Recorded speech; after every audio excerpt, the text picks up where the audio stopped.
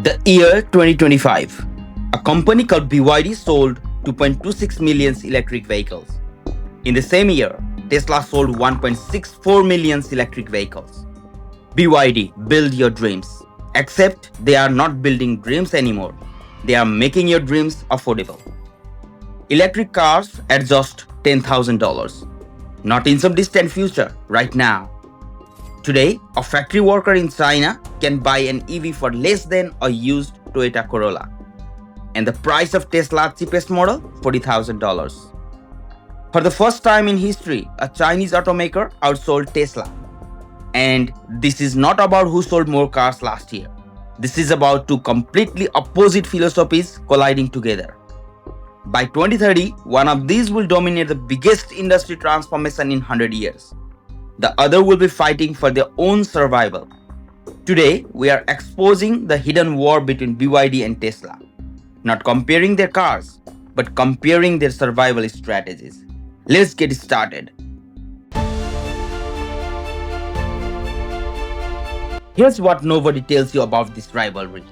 Tesla and BYD aren't even playing the same game. Tesla's entire existence is based on one radical idea: make people want electric cars, not just tolerate them.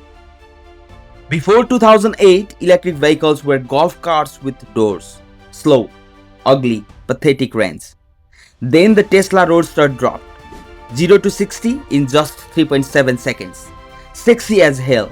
Suddenly, electric wasn't a sacrifice. It was an upgrade. Elon Musk's strategy has never changed. Stay ahead technologically and the rest takes care of itself.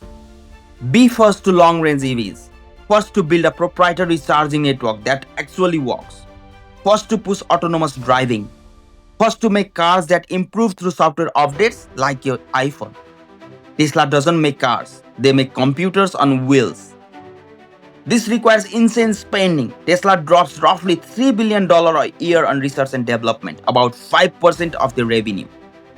They are constantly gambling on the next breakthrough. New battery chemistry, neural networks for self-driving, manufacturing innovations like gigacasting that replace 70 parts with just one aluminum piece. And the vulnerability? If competitors catch up technologically, Tesla's premium pricing collapses overnight. They are one breakthrough away from being just another car company. Now BYD's philosophy is the complete opposite. Control everything, trust nothing. Wang Chuangfu, BYD's founder, is a battery chemist. He understood something in 2003 that everyone else missed. Whoever controls the battery supply chain controls the electric vehicle's future. So BYD didn't just enter the car business, they built an empire. BYD manufactures their own batteries, their own electric motors, their own power electronics, their own semiconductors, and even the damn steel for the car bodies. When Tesla designs a new component, they call suppliers and then negotiate. When BYD designs something, they walk next door and build it themselves. This gives them three killer advantages. Number first, cost control.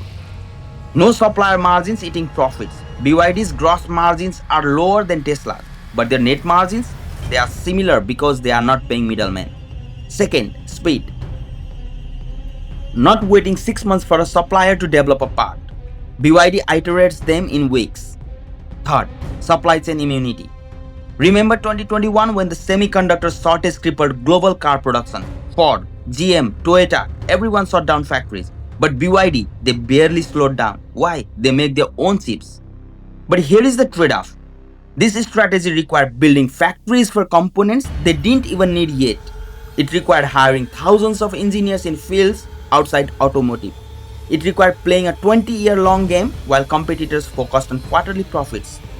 And here's where it gets fascinating. BYD's vertical integration strategy means they can do something Tesla can't. They can price a decent electric car at just $10,000 and still can make money from it. That Seagull EV selling in China right now, it's not a stripped down piece of junk. It's a real car with real range that real people can actually afford. Tesla sells aspiration, but BYD sells transportation. Both strategies can work, but they work in very different environments. And that brings us to the most controversial part of this story. Let's talk about the elephant in the room: government support. Western media loves to scream China subsidizes BYD. Unfair. And yeah, they are right. But they are also missing the bigger picture. Between 2009 and 2024, the Chinese government poured $60 billion into EV purchase subsidies. Consumers buying qualifying EVs got up to $10,000 off. That's real money creating real demand. But here's what's insane. China also spent $30 billion building 2.2 million public charging stations. For context, the entire United States has 160,000. China built the infrastructures before people bought the cars. They solved the chicken and egg problem with a dump truck full of gas. And it gets more aggressive. In cities like Beijing and Shanghai, getting a license plate for a gas car costs $15,000 and takes years on a waiting list. Electric vehicle plates? Free. Instant. That policy alone created millions of EV buyers overnight. Provincial governments added their own sweeteners. Tax breaks for EV manufacturers, cheap land for factories, guaranteed procurement contracts for electric buses and government vehicles. BYD's electric buses dominate Chinese public transportation. That's millions of units of guaranteed demand, creating massive economies of scale. Now, before you scream unfair, let me ask you this. Is it really unfair or is it just strategy? China looked at their situation, 70% dependent on imported oil, choking cities with smog, zero globally competitive car brands. They made a calculated decision, spend now, dominate later. That's not cheating, that's industrial policy. The United States did the exact same thing with aircraft, semiconductors, and the internet. They just did it through defense spending instead of direct subsidies. Same result, different packaging. Now let's talk about Tesla in America. Tesla got a $465 million loan from the Obama administration in 2010. Sounds like a lot, right? But Tesla had to pay it back in full by 2013 with interest. That was a loan, not a gift. The US offered a $7,500 tax credit for EV buyers. But here's the catch. It capped at 200,000 vehicles per manufacturer. Tesla hit that limit in 2019. Since then, zero federal incentives for Tesla buyers. The Inflation Reduction Act in 2022 brought back EV credits, but with brutal requirements. Vehicles must be assembled in North America. Batteries must use US or allied materials. This actually hurts Tesla's Chinese supply chain. State-level support exists. California's EV mandate helped Tesla survive the early years, but it's inconsistent. Texas gives Tesla tax breaks for building factories.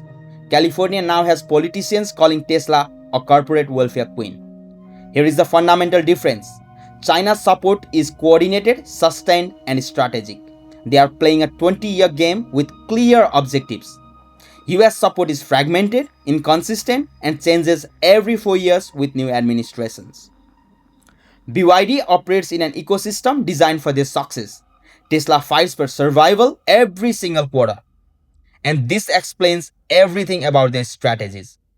BYD can price vehicles aggressively because government support de-risks their investment. They could build massive battery factories knowing demand would materialize. Tesla had to build brand value and charge premium prices to survive. They had no safety net. One more thing people miss. China's unfair advantage comes with strings attached. BYD is optimized for an environment that might not exist in 10 years.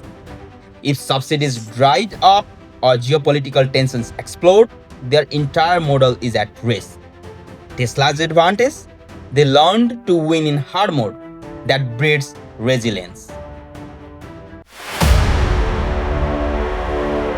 Here is where this gets really interesting. Both companies have fatal flaws they are desperately trying to hide. Tesla's Achilles heel? They don't actually make Teslas. Wait, what? Tesla designs incredible vehicles, but they don't control their supply chain. They buy batteries from Panasonic, LG, and CATL. They source motors, semiconductors, and thousands of components from third parties.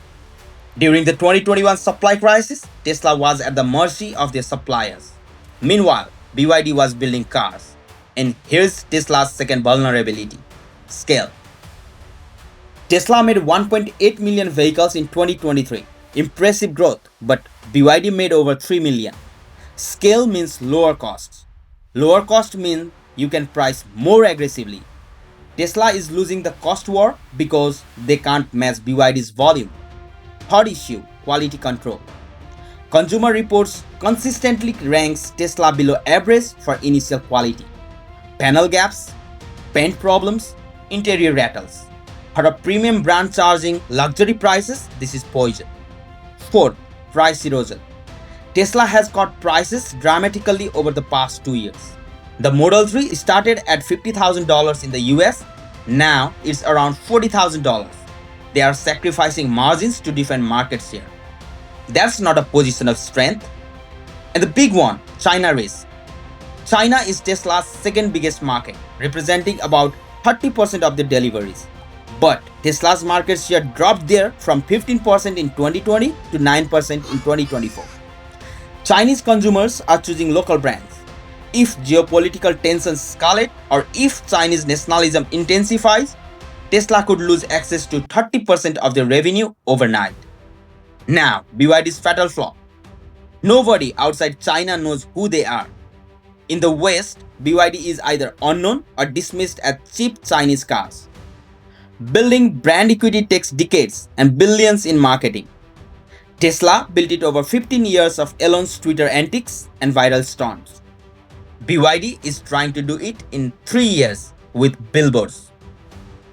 And brand matters insanely in cars. People don't just buy transportation, they buy identity, status. A Tesla says something about you. You are innovative, environmentally conscious, take forward. A BYD? Most Americans can't even pronounce it correctly. BYD's second weakness: their autonomous driving tech is years behind Tesla. Tesla has collected over 10 billion miles of real-world driving data. Their neural networks are trained on more scenarios than any competitor. They have got thousands of engineers working on AI and autonomy. BYD's driver assistants? Basic cruise control by comparison. If autonomous driving becomes the key differentiator, and it probably will, BYD is screwed unless they catch up fast. Third vulnerability: software experience. BYD's infotainment systems and over-the-air updates are primitive compared to Tesla's. A Tesla feels like driving a smartphone. A BYD feels like driving a car with a tablet glued to the dashboard. Modern car buyers increasingly care about software experience. BYD is still thinking like a hardware company. And here's the geopolitical time bomb. BYD's success depends on access to global markets, but the West is slamming doors. The European Union imposed tariffs up to 45% on Chinese EVs in 2024, citing unfair subsidies. The US is considering similar moves. If major markets close off, BYD's growth story collapses. They are building factories in Thailand, Brazil, Hungary, and Indonesia to get around tariffs. But that takes years and billions in capital investment. So here's the paradox. BYD is winning on sales volume but vulnerable on brand and technology. Tesla is losing on volume but defensible on innovation and premium positioning. Which vulnerability matters more? That depends on what happens next. Everyone assumes this battle is about electric cars. It's not. The real war is about autonomous driving, and here is why. The car you will buy in 2030 won't be just a car. It will be a software platform that drives itself. Elon Musk has bet Tesla's entire future on this. His vision: 20 million Teslas on the road by 2030, all capable of full autonomy, all generating passive income as robotaxis. If this works, Tesla isn't just a car company. They are a mobility as a service company worth $3 trillion. Tesla owners wouldn't just own a car. They would own an income-generating asset. Your Tesla drives strangers around while you sleep, earning you money. You cover your car payment, maybe make profit as well. That's the promise. BYD's response? They are mostly ignoring autonomy and doubling down on cost and scale. Their bet, even if autonomy arrives, most people will still want to own affordable cars, not rent rides from a robot fleet. One of these bets is catastrophically wrong. Here's my controversial take. Both companies might lose to someone else entirely. While Tesla and BYD fight each other, Chinese tech giants are entering the game. Xiaomi just launched an EV, the SU7, and sold 100,000 units in the first few months. Huawei partners with multiple automakers providing software and autonomous driving systems. These companies have software expertise that makes BYD look ancient and brand power that could rival Tesla in Asia. The real threat isn't BYD versus Tesla, it's the tech giants versus traditional EV makers. And there's second plot twist, solid-state batteries. If someone cracks commercially viable solid-state technology in the next 3 to 5 years, it changes everything. Longer range, faster charging, lighter weight, and cheaper production. The company that wins solid-state wins the industry. Tesla is investing heavily in battery research. BYD is as well. But so are Toyota, Samsung, QuantumScape, and a dozen well-funded startups. It's a race with a $2 trillion prize. Here's what keeps me up at night. What if the winner isn't the company with the best cars or the best factories? What if it's just whoever gets lucky with a battery breakthrough? Technology doesn't care about strategy. Physics doesn't care about vertical integration.